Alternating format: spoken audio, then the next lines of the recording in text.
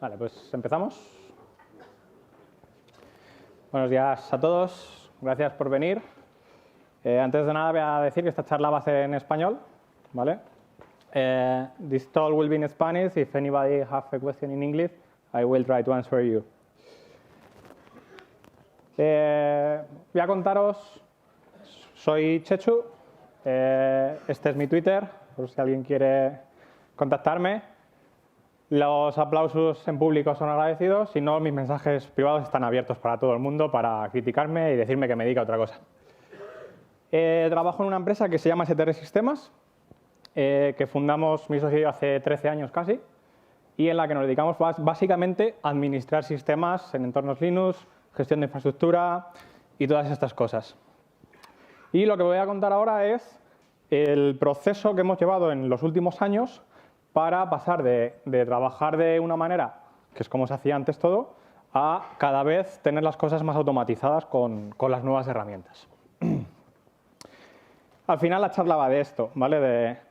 De no tener que hacer esto de ir al pasado y decir, vaya mierda, hiciste. Aunque la realidad es que, como vamos a ver luego, pues cuando ves las cosas que has hecho tiempo atrás, siempre son una mierda. Lo que voy a contar es nuestra historia, ¿vale? No es ni la mejor ni la peor, tenemos aciertos, tenemos fallos, pero simplemente es eso, nuestra historia. Hay detalles que no se pueden dar por confidencialidad y seguridad, pero sentiros libres de preguntar. Y vamos a ir viendo paso a paso durante... Esperamos que os sentéis.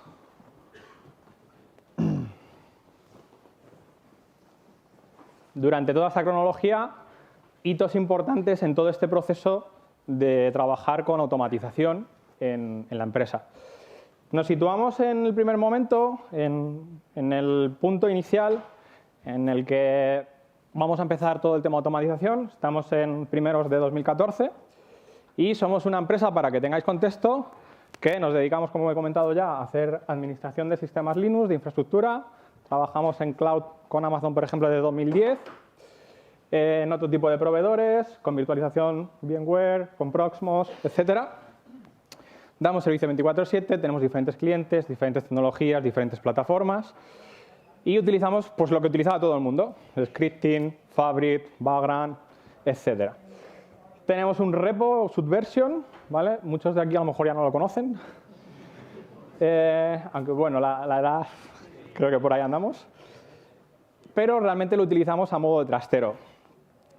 Se hacen muchas tareas manuales, repetidas, hay diferencias entre cómo configuramos un cliente y otro, incluso dentro del mismo cliente o incluso dos servidores que en teoría tienen que ser iguales, que funcionan de manera balanceada, te encuentras un día que no están iguales.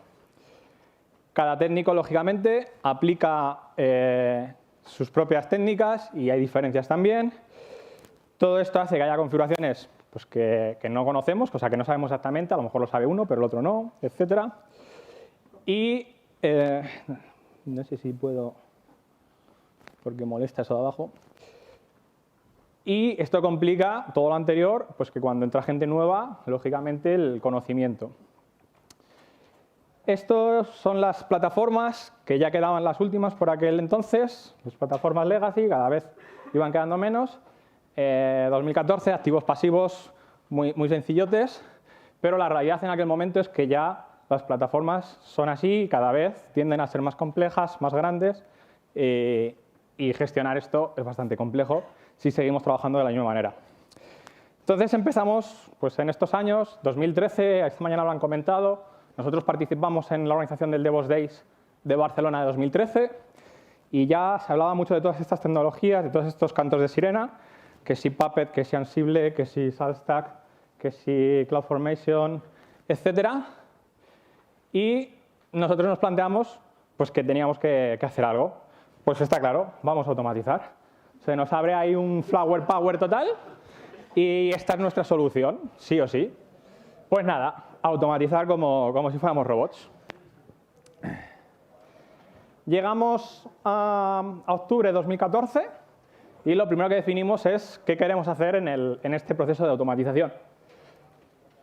Y bueno, más o menos sí tenemos claro que lo que queremos tener es un control de código, que todo sea código, que esté versionado, controlado, que minimice errores, que nos facilite sobre todo el soporte y el mantenimiento, ya que ese es nuestro valor a los clientes.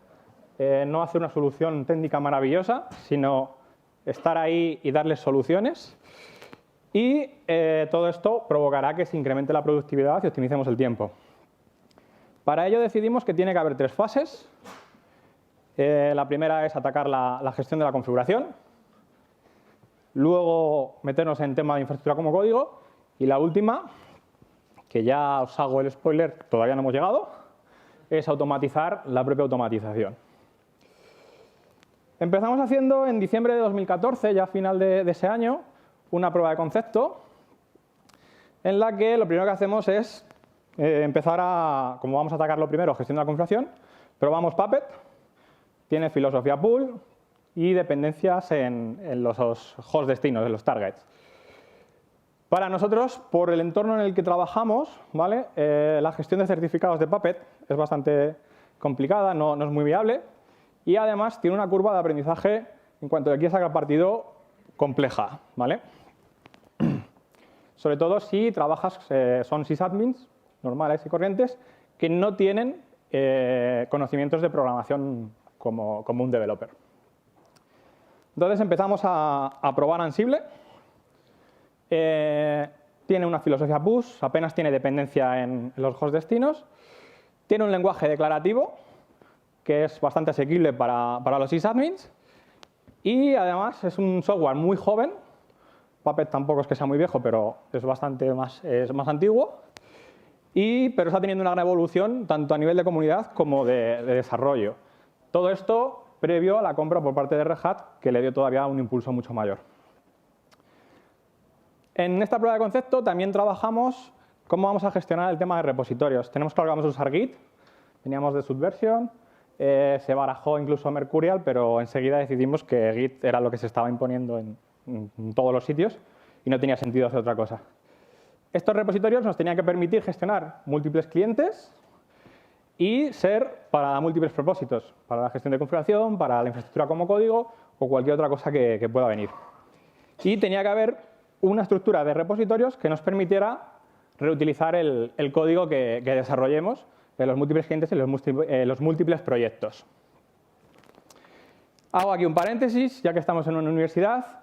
Por favor, señores profesores de universidad y de formación profesional, ni una práctica entregada en directorios o en carpetas. Enseñar a los alumnos a utilizar repositorios, tener GitHub, que es gratuito, y todos os lo agradeceremos. Vuelvo. Lo que decidimos sobre los repositorios fue que tendríamos un repositorio por cada cliente, que son estos que vemos aquí, y un repositorio que llamamos compartido, ¿vale? o público, en el cual tenemos todo aquello que podemos considerar librerías, ya sean roles de Ansible, módulos de Terraform, cualquier otra cosa, ¿vale? En los repositorios de cliente está pues, lo que puede ser un playbook o cosas propias del cliente. Puede haber información incluso confidencial, si es necesario, de manera securizada. Y en el repositorio SARET nunca puede haber nada que sea específico, relacionado o que diga algo de algún cliente.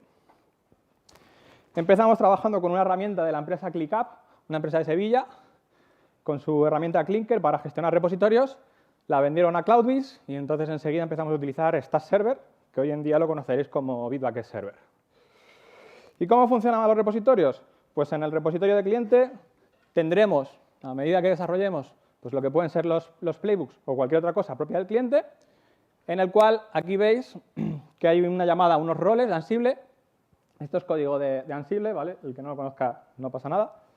Y estos roles hacen llamadas a una especie de librerías, que son en sí los roles, que están en el repositorio centralizado, ¿vale? De manera que el mismo rol lo podemos ejecutar en todos los clientes. En esta prueba de concepto también creamos lo que nosotros llamamos los magos, ¿vale? Que son una serie de servidores que son los que van a lanzar de manera real la automatización a los diferentes clientes, a sus diferentes plataformas y a los diferentes targets.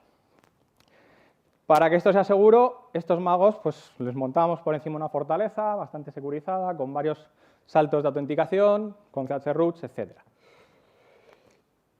Llegamos a junio de 2015, han pasado 6 meses, ¿y qué hemos hecho? Pues nada, no tenemos nada hecho, y esta es la realidad. Se hizo la prueba de concepto, pero no tenemos nada más. ¿Qué es lo que ha pasado? Pues que el día a día nos come, el mantener los clientes, los proyectos existentes y demás, y no somos capaces de avanzar. Entonces, decidimos hacer una parada desde el punto de vista de negocio, ¿vale? Decidimos que hasta final de año no se va a vender nada nuevo, se va a mantener a los clientes existentes y demás, pero no se van a hacer proyectos nuevos ni nada similar, porque vamos a poner los esfuerzos en dedicar a esto.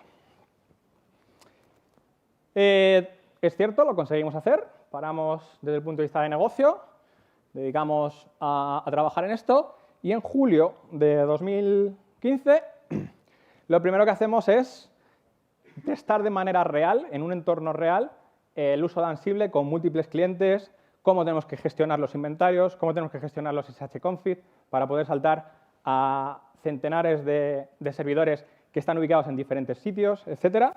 Todo eso lo desarrollamos con una pequeña solución web para poder gestionarlo y lo integramos para que automáticamente en cada uno de los repositorios estos inventarios, estos shconfig, se vayan desplegando en tiempo real cuando hacemos cambios.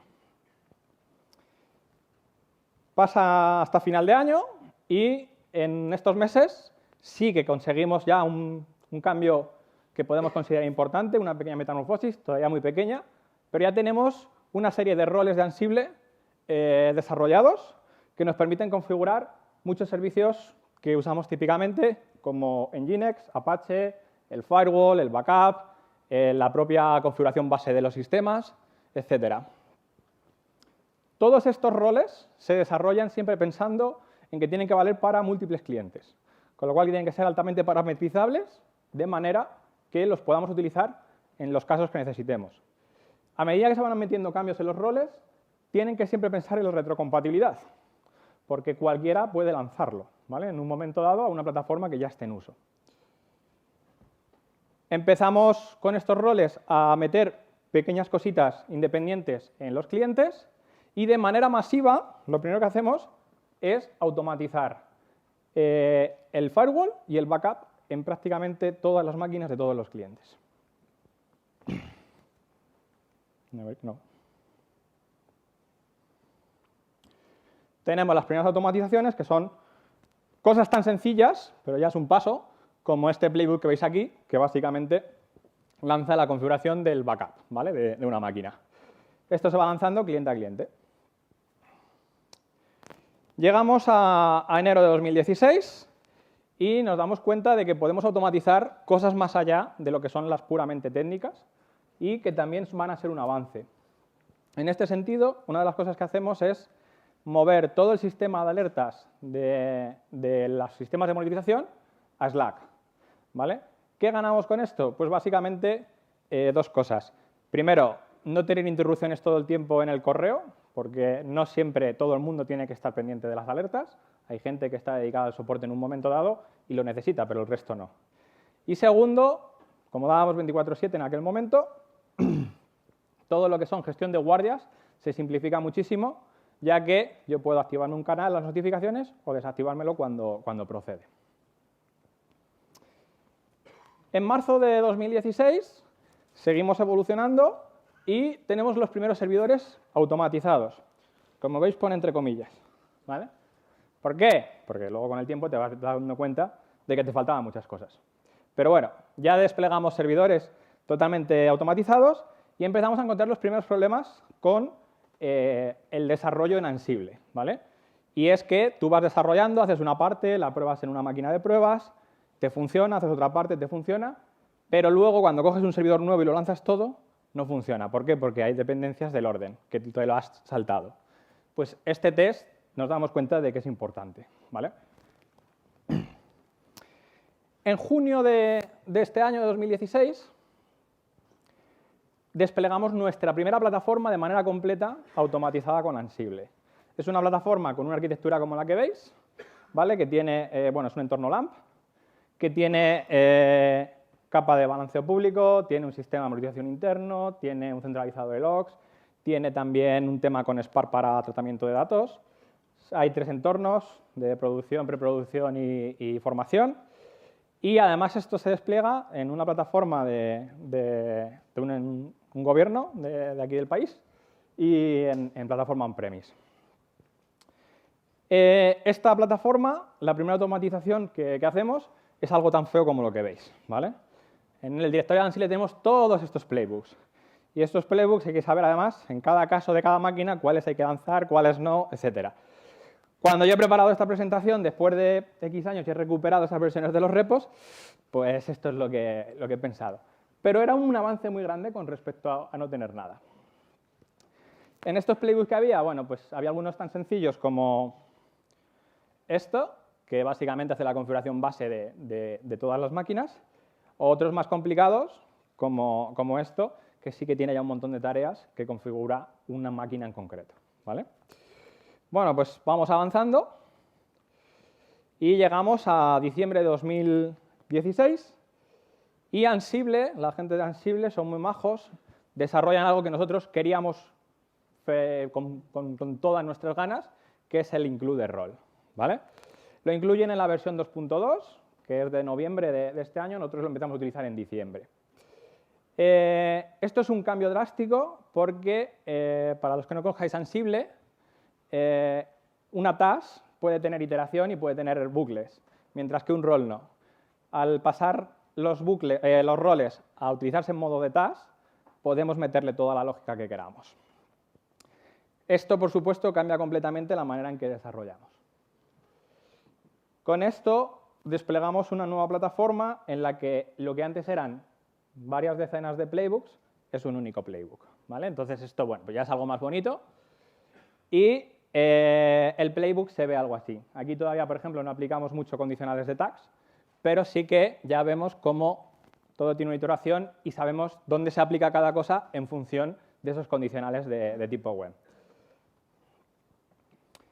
Esta es la primera plataforma que desplegamos de esta manera, es una plataforma en Amazon, ¿vale? Tiene 2 grupos de autoscaling, una serie de balanceadores, etcétera. No tiene mucha importancia el qué es. Y también tiene un coste el ir con versiones tan modernas y ser tan guays. Y cuando vi el código este, me hizo mucha gracia, porque es un bug que nos comimos como unos campeones durante un montón de meses, ¿vale? Cuando hicieron include role, no gestionaba bien los handlers de los propios roles al usarlo como task y, bueno, los tenías que duplicar. Pues gajes del oficio.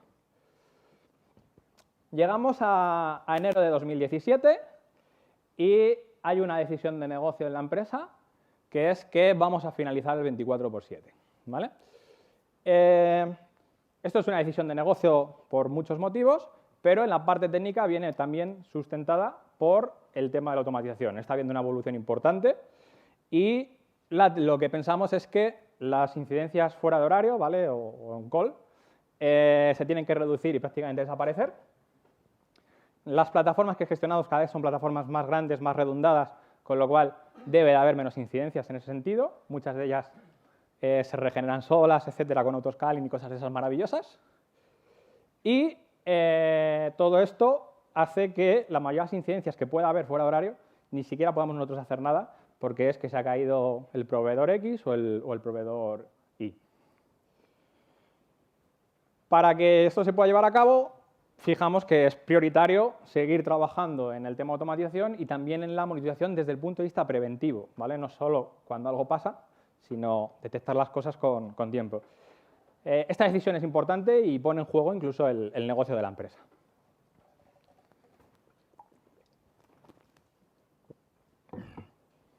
En febrero de 2017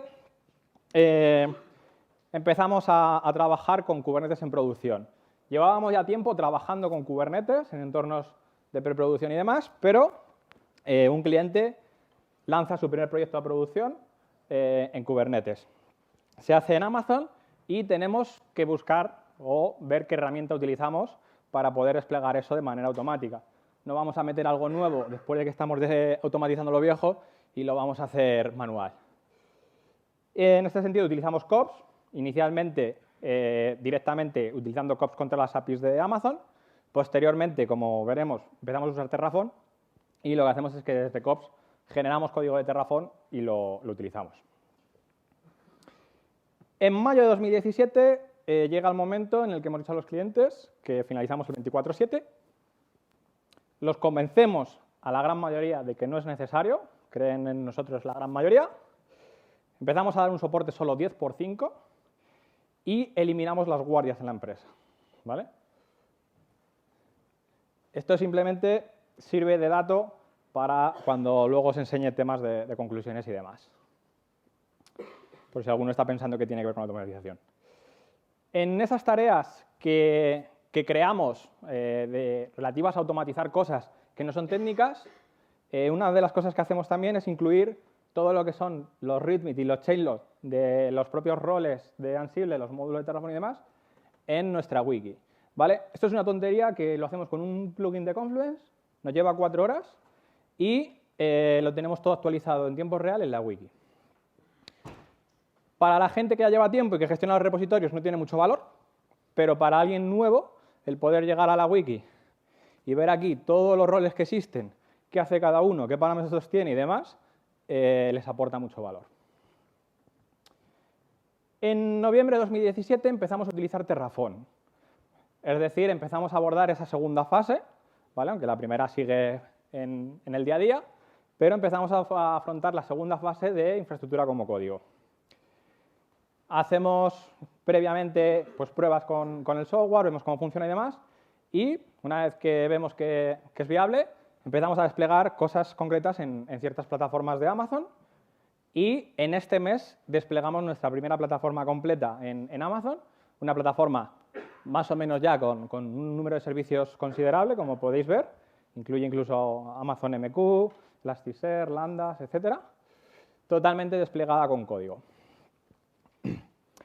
Además, en este proceso desarrollamos una pequeña herramienta, ¿vale?, de tipo CLI en lenguaje Go, porque dado que tenemos ya mucha plataforma desplegada, queremos poder importar la Terraform para gestionarla.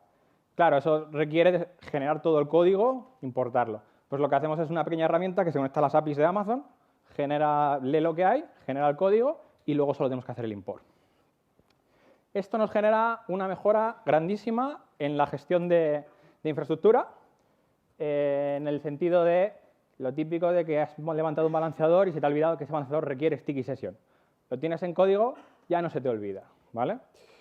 Sin embargo, sí que vemos que hay una pequeña pega que asumimos, y es que para pequeños cambios rápidos en las típicas crisis es lento, ¿vale? Es lento aplicarlo, dependiendo de cómo sea tu planificación, pues puede llevar un ratito. En enero de 2018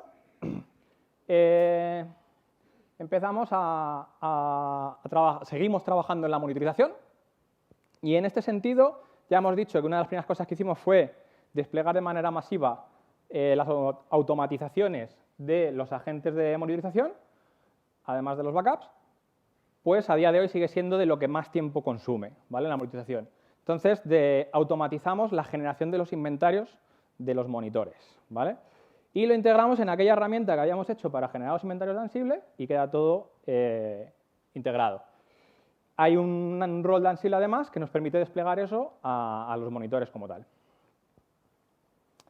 En marzo de 2018 seguimos trabajando con Kubernetes cada vez más, los clientes cada vez lo utilizan más en sus desarrollos.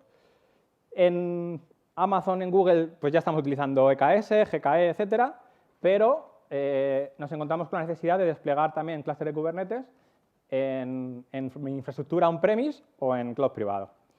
KOPS no vale, que utilizamos al principio, como recordaréis, y empezamos a utilizar Kubespray, con la ventaja de que Kubespray es una herramienta que despliega clústeres de Kubernetes basándose en Ansible, con lo cual se integra muy bien con nuestro sistema automatizado de gestión de inventarios. Igual que pasaba con KOPS, pues esto ayuda a escalar los clústeres, a hacer upgrades, etc. En mayo de 2018 empezamos a automatizar desde Ansible el despliegue sobre Kubernetes. ¿Qué quiere decir eso? Pues tenemos clientes que tienen productos que venden implementan múltiples instancias porque lo venden en marca blanca, ¿vale? Entonces, si tú tienes un producto que es un deployment o un stateful set o un lo que sea, ¿vale?, dentro de Kubernetes, Pues lo que hacemos es automatizar la generación de todos esos ficheros para desplegar en Kubernetes con Ansible. ¿Qué conseguimos con esto? Pues que el código es único y yo puedo desplegar n instancias para las diferentes marcas blancas. Empezamos a encontrar un problema en el tema de Kubernetes con respecto a los clientes, y es que empezamos a tener una dependencia, ¿vale? ¿Por qué? Porque nosotros somos los que tenemos esa automatización que estamos creando, pero ellos tienen que tener la capacidad de desplegar y, por ejemplo, cambiar la versión de una imagen que despliegan a producción, ¿vale? Bueno, pues esto lo atacaremos más adelante. ¿Qué pasaba en este momento? Pues que ellos cambiaban de versión, lo tienen que notificar, hay un delay entre que ellos nos notifican, lo actualizamos, etc. En octubre de 2018 le damos una vuelta al tema de la seguridad desde el punto de vista de la automatización y integramos como parte del proceso normal de automatización en Ansible el uso de Ansible Vault, ¿vale? Entonces, todo lo que eran credenciales y demás antes estaba fuera, ahora podemos meter información sensible dentro del código cifrándolo con Vault. Y además desarrollamos un pequeño rol interno para gestionar nuestras RSAs y su rotación y demás cuando es necesario. En enero de 2019 empezamos a trabajar de manera masiva con Let's Encrypt y Certbot, ¿vale? Es algo que ya utilizábamos, pero en este momento ya es maduro, ¿vale? La gente ya confía en Let's Encrypt. Let's Encrypt, para el que no lo conozca, es una fundación, ¿vale?, avalada por los grandes players de Internet, que nos permite generar certificados y renovarlos para nuestros sistemas de manera gratuita. Lo importante es que lo hacen a través de API, ¿vale? Certbot es un cliente para trabajar contra Let's Encrypt y nosotros lo que hacemos básicamente es evitar los problemas típicos que han tenido los certificados, que es, depende de que el cliente lo compre, los certificados se caducan y no me lo has renovado, además es una tarea coñazo, ¿vale?, lo tengo que actualizar, etc. Para ello lo que hacemos es que desarrollamos un rol de Ansible que de manera centralizada por cada cliente gestiona todos sus certificados de cada dominio, sus renovaciones y funcionan contra Nginx, contra Apache, contra HAProxy. Me da igual donde lo tengamos que desplegar, que lo hacemos de manera automatizada. Llegamos a julio de 2019, ya estamos casi aquí al lado, y Terraform lanza su versión 0.12, ¿vale? La versión 0.12 de Terraform incluye la versión 2 del lenguaje HCL, que es el lenguaje propio de Terraform, y esto tiene unas mejoras en lo que son los condicionales, pero sobre todo incluye nuevas maneras de hacer iteraciones, ¿vale?, con las cláusulas for each y los dynamic blocks, y esto supone un cambio muy grande en cosas con, por ejemplo, multiproveedor, ¿vale?, de manera que no tenemos que definir dos veces lo mismo. Es un gran avance en el desarrollo de código para infraestructura. En agosto de 2019, si os tenéis que quedar con algo de la presentación es esto, también es lo más complejo, ¿vale? Consideramos que estamos ya trabajando como queremos con Ansible, ¿vale?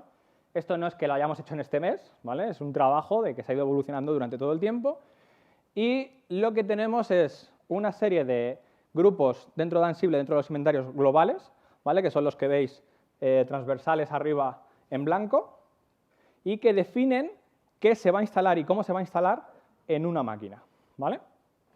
Y luego tenemos una serie de grupos que son propios del cliente, que son los que veis en horizontal, que son los que están en colorines, que establecen una jerarquía, ¿vale? Entonces, si yo tengo una máquina que se llama wetstg01, ¿vale?, wetstaging,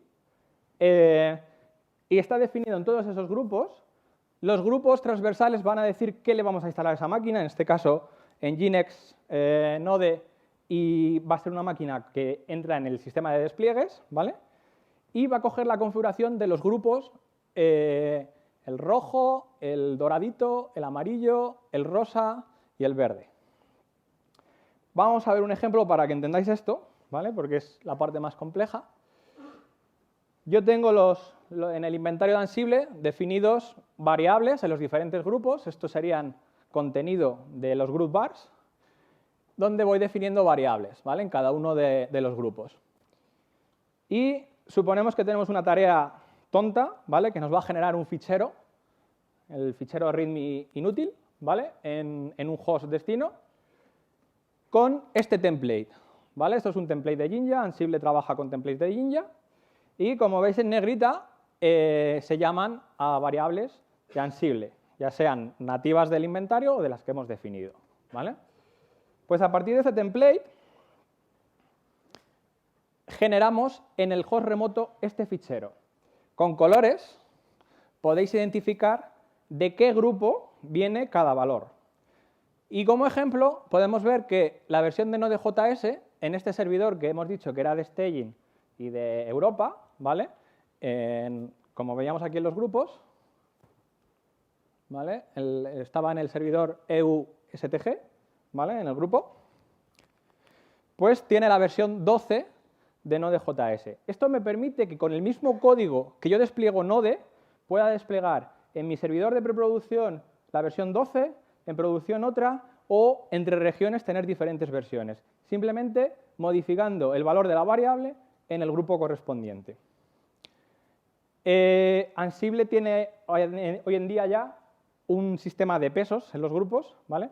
Que permite hacer esto de otra manera. El usar una cosa u otra, pues viene un poco por cada uno. Hace tiempo no lo había, ¿vale? Y a día de hoy, con este funcionamiento de grupos, así es como se ven los playbooks reales nuestros, ¿vale? Donde todo está tagueado, lo cual nos permite lanzar un playbook por partes, ¿vale? Si yo solo quiero cambiar los virtual hosts, pues lanzo eso. Si solo quiero crear los usuarios de base de datos, solo lanzo eso. Lo correcto es lanzar todo por el tema que hemos dicho antes del test del servidor nuevo, pero en un momento dado esto puede ser interesante.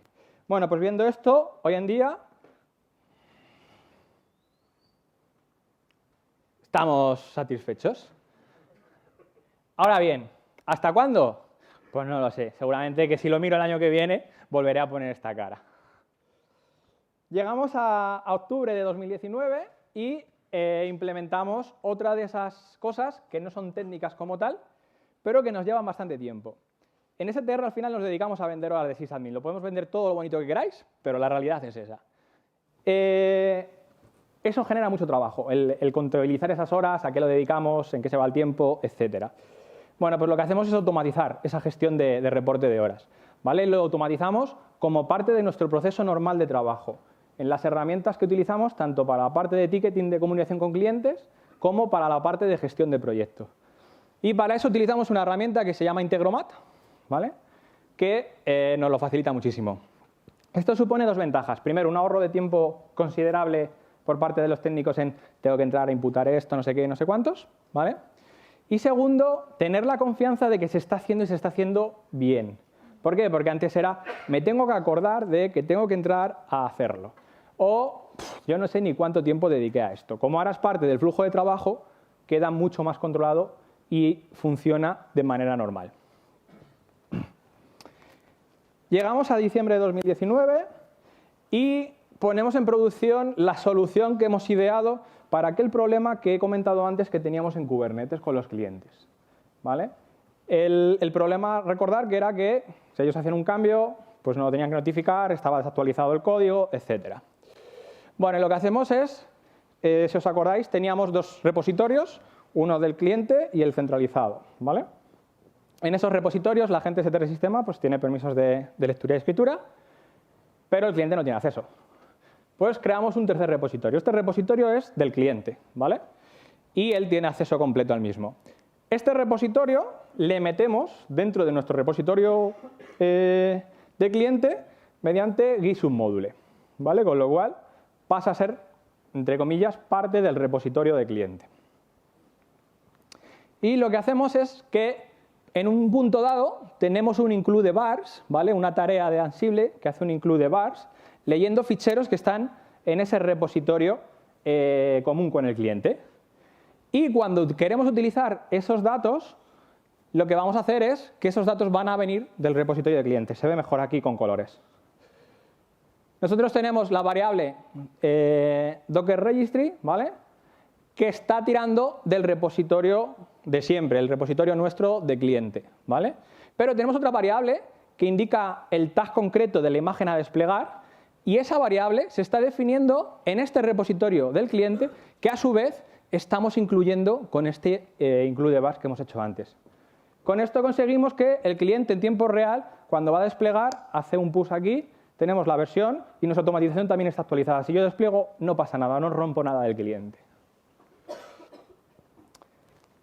Llegamos a enero de 2020, es decir, hace 4 días, y generamos o ponemos en producción con el primer cliente un sistema unificado de despliegues.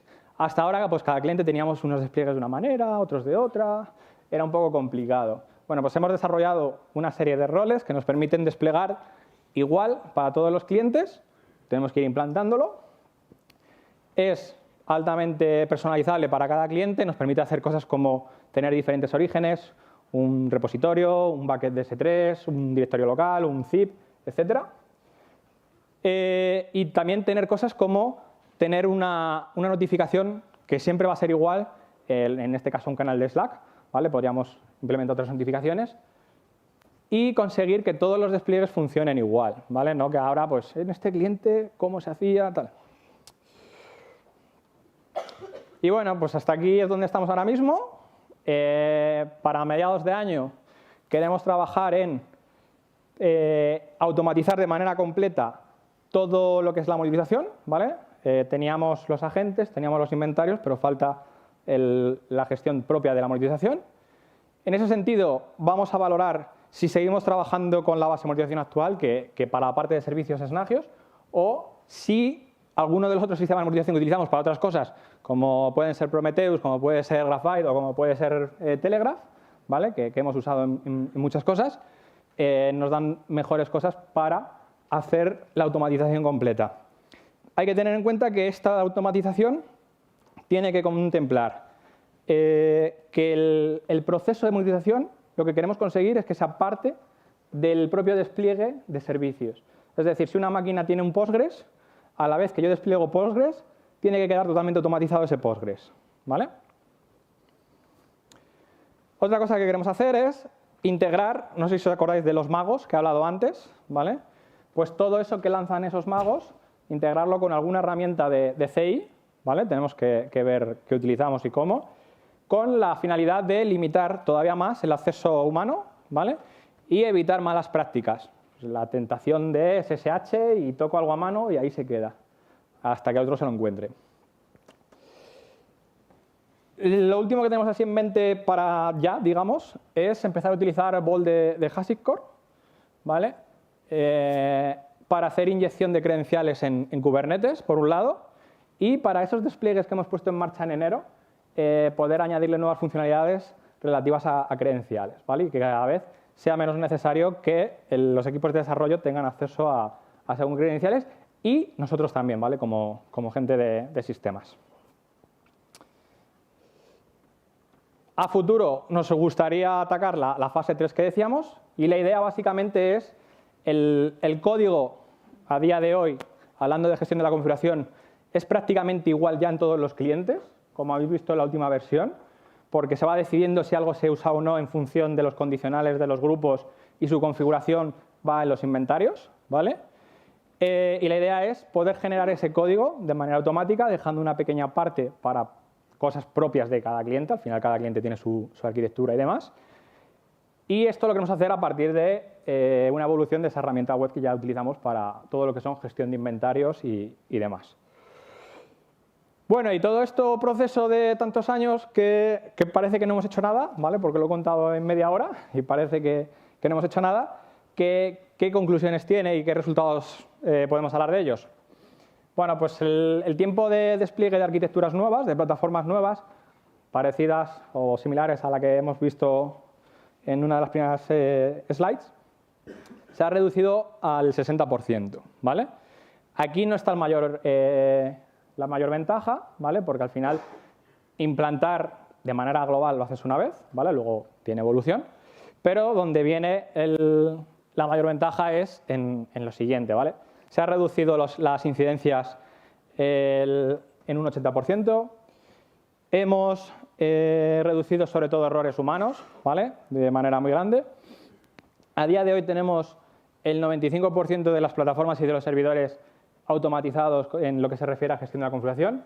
El 5% restante no creo que lo lleguemos a hacer porque son plataformas legacy que poco a poco van muriendo, desapareciendo.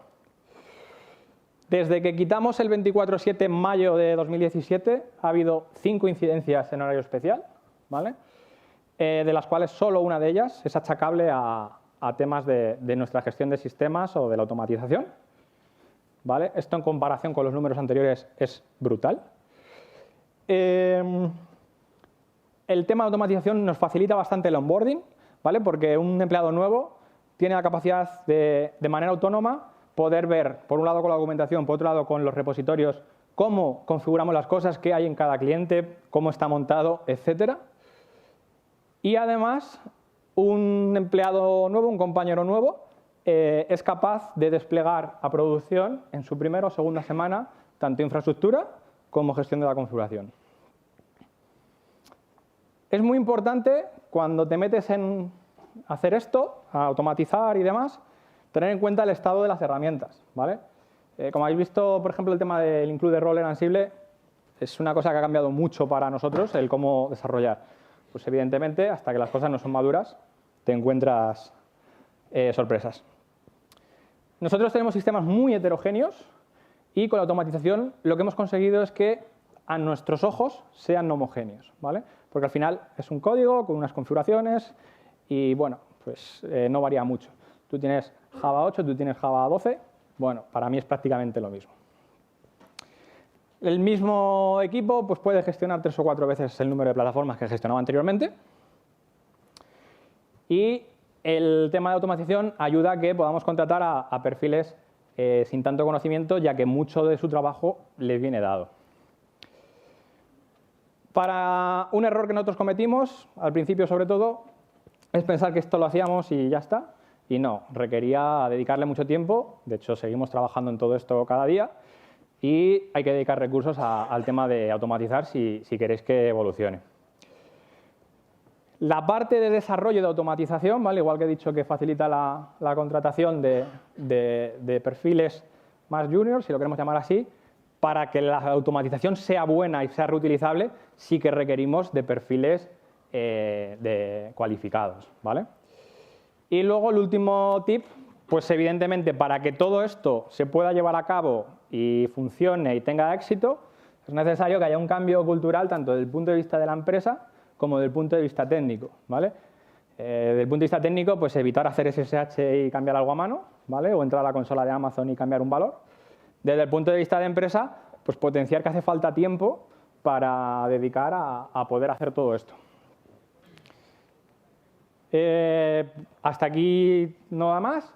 Tenéis ahí las slides, si alguien quiere dar feedback y si tenéis preguntas, pues me decís.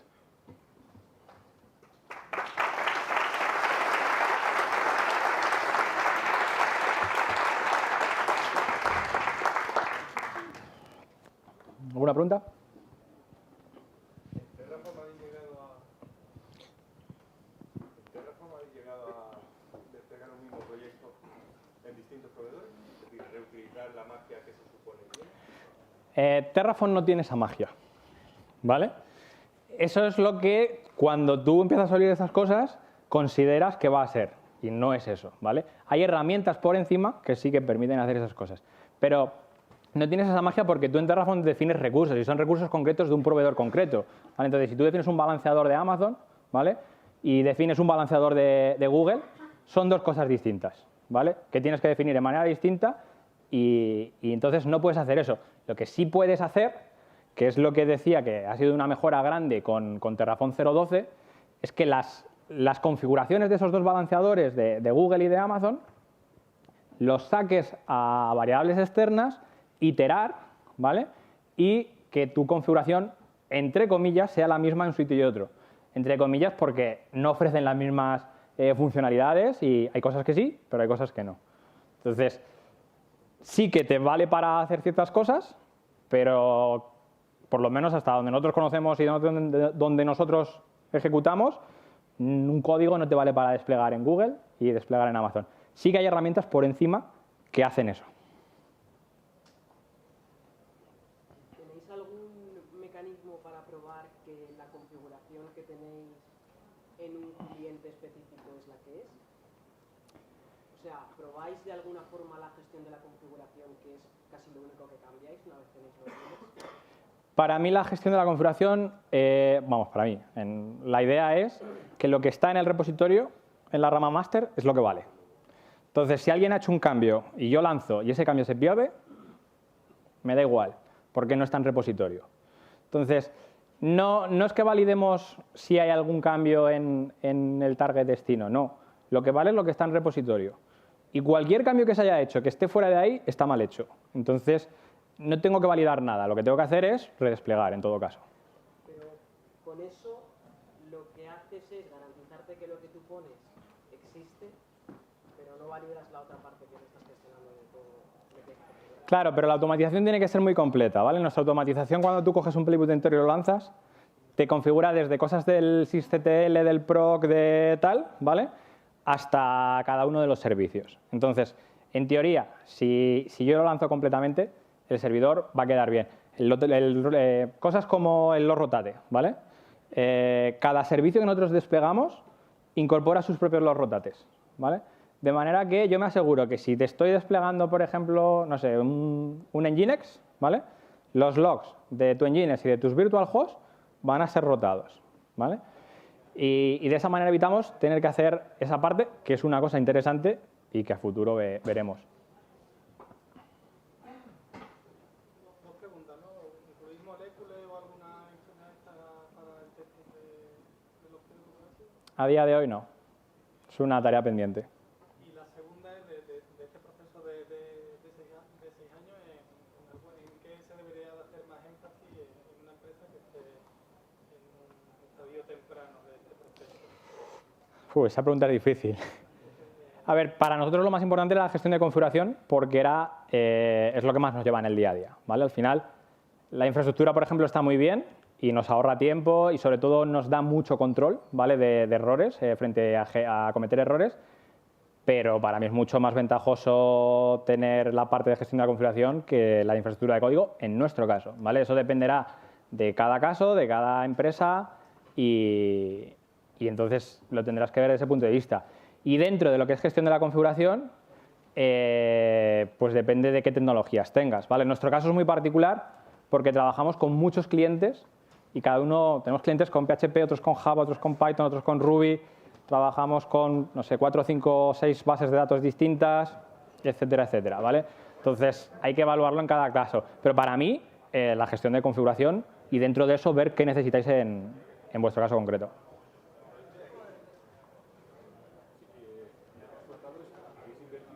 La última, ¿vale?